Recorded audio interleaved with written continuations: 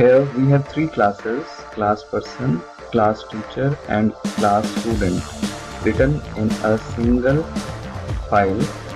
Now we are saving it with the name person.java on the desktop.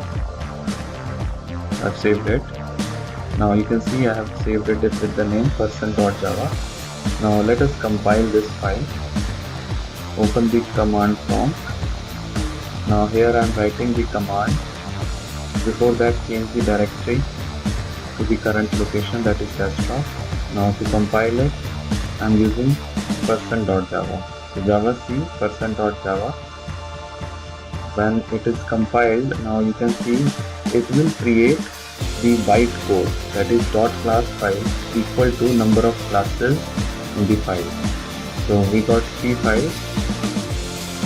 Now we can see that we have 3 files. It is not necessary that it should be saved with the name person.java.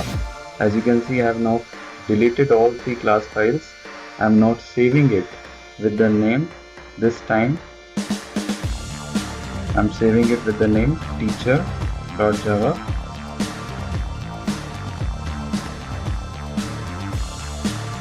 I have also deleted this person file. If I again compile it and run it, as you can see, this time I am compiling teacher.java.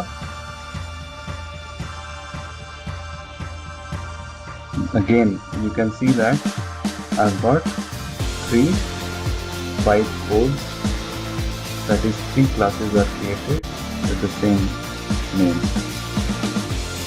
So that is it for today. Thank you.